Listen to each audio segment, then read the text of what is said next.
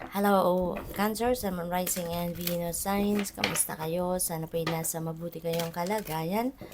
Welcome back po sa Star Tarot. At kung bago kayo rito, welcome din po kayo. Please subscribe, like, share my videos, and leave me a comment kung nakaresonate po kayo. Thank you. Tignan natin kung ano yung mga messages ni Cancer sa ngayon. And by the way, Happy New Year muna po sa inyong lahat. May you have a blessed, bountiful, and punong-puno ng swerte na bagong taon.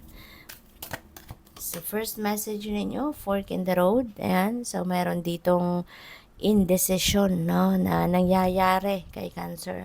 Meron ditong sitwasyon na hindi ninyo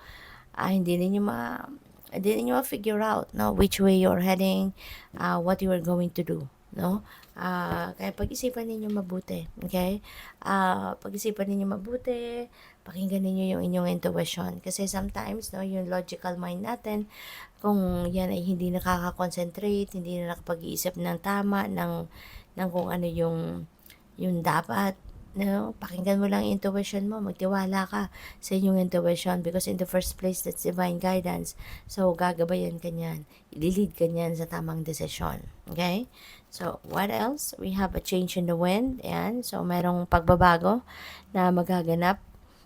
Parang maybe some of you have already decided to do something, 'di ba?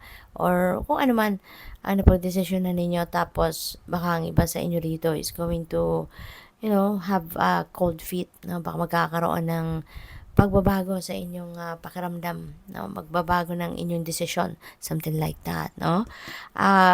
Pwede din ang iba sa inyo dito is going to relocate. Maybe some of you are going to go somewhere else. Pwedeng ganun din ang ganap. So, what else? We have deep knowing. Alright? Kung ano man itong alam ninyo, wisdom, ancient knowledge, parang ganun, you are going to put that out. No, maaring yan ay ilalabas ninyo at gagamitin ninyo sa kung anumang approach ang gagawin ninyo sa buhay. And maybe you are going to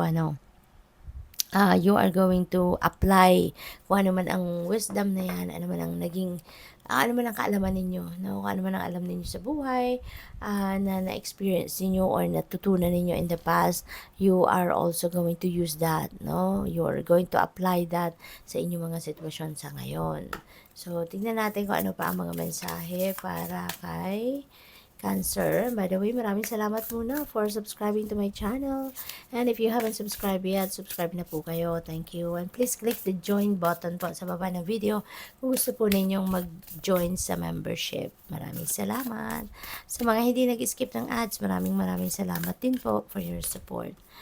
Adjustments are required. Ayan. So, baka itong kailangan ninyong baguhin, no? Yung change in the wind na yan, maaaring meron lang kayong i-adjust, meron lang kayong i-fix dito na kung ano man, strategy, diskarte, baka yun ang mga kailangan ninyong baguhin, no? Or direction. Diba? Maybe, let's say for example, nagpaplano na kayong mag-travel, diba? And naka-fix na yung isip niyo na magta-travel kayo on a specific country, diba? Sa isang lugar. Tapos, biglang siguro may mga narinig kayo, may mga nalaman kayong additional information, at mas papaboran ninyo yung ibang lugar na kinonsider ninyo minsan, diba? So, baka yun, mag-a-adjust kayo kung mag-change kayo ng destination. So, pwedeng ganon. So, what else? We have, don't let your past hold you back. Okay? Wag mo nang bigyan ng kapangyarihan ang inyong nakaraan sa buhay mo sa ngayon. Okay? Tapos na yon, that happened already. So, kailangan nandoon na siya sa iyong nakaraan. Just leave it behind you. At wag mo nang hayaan na maapektuhan ka pa na kung ano man ang nangyari sa inyong nakaraan. Past is in the past. Leave it behind you. Focus na kayo sa kung ano ang meron sa ngayon, 'di ba? At kung ano pa ang paparating. Okay? Wag mo nang hayaan na mag-hold back ka pa dahil may impluwensya pa rin sa iyo ang inyong nakaraan. Okay? It's time to move on. It's time to move forward in your life. So, we also have, you're very close to achieving your goal. Malapit ka na, no? Malapit ka nang ma-achieve, no? Malapit mo nang ma-achieve yung mga goals ninyo. Malapit mo nang ma-achieve ang mga bagay na pinagsisikapan, pinagtatrabahuan mo. Kaya, sige lang, sipagan mo lang. Continue to persevere, continue to work hard, continue to put more effort into this para iyan ay mapagtagumpayan mo na. Okay? So, tingnan natin kung ano pa. At kung mayroong mga challenges, no, na maaaring maranasan pa kayo, kung mayroong kayong mga challenges na masalubong pa kayo, di ba? Huwag kayong susuko. Okay? Huwag ninyong sukuan ang mga bagay na iyan. Alright? Kasi parte yan ng buhay. So, we also have the answers you need are coming. Wow. So, kung ano man itong mga kasagutan sa inyong mga tanong, whether meron kayong kinakausap na ibang tao, or dasal ninyo ito, naging kayo ng sagot sa universe, whatever the case may be, yan ay paparating. At maaaring yan ang magbibigay ng linaw sa inyong isipan, no?